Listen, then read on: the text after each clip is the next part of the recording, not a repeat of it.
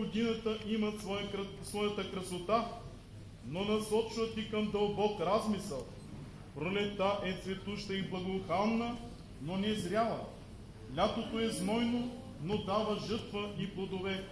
Есента навява повече печал, но в повечето случаи умъдрява, защото без есен и зима няма пролет и лято. Вие, ваше високо преосвещенство, навлязохте във вашата златна есен. Вие и ние, гостите, празнуваме вашия 75 годишен юбилей и вашия имен ден. Човек е създаден по Божия образ и подобие, затова може да се усъвършенства. Човек е радостен, когато се доближава до Бога.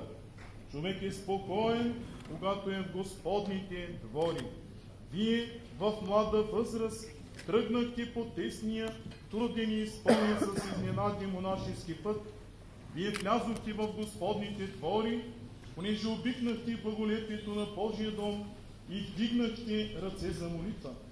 Изпълнявахте различни послушания, а след няколко месеца ще навършите 40 години архиерейско служение. Време достатъчно, за да бъдете опознат и да ви опознаят. Ако имате духовни успехи, те се крият в смирението, за да бъдат запазени. Духовният растеж е тайнствен. Той не се забелязва, както не се забелязва и телесният растеж. Епархийските ви задължения са много, но и молитвите за вас са усърдни.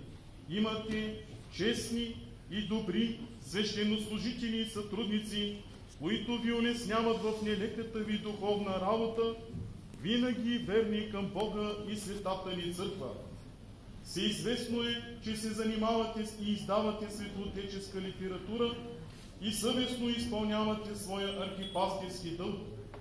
Там откриваме ценни поуки, тъй необходими за вярващите, които търсят правилния път към спасението.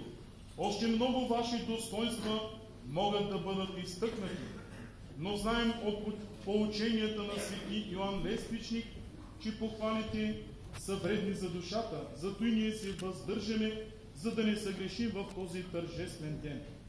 Радваме се, за да ви виждаме, да разговаряме и да следваме вашите духовни съвети и напътствия.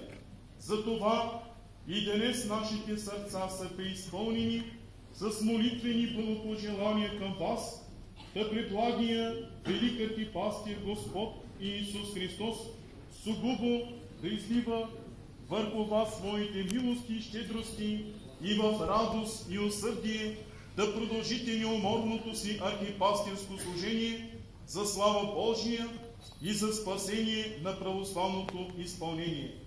Бог да продължи, благослови и увенчае годините на вашия живот на многая и благая лета.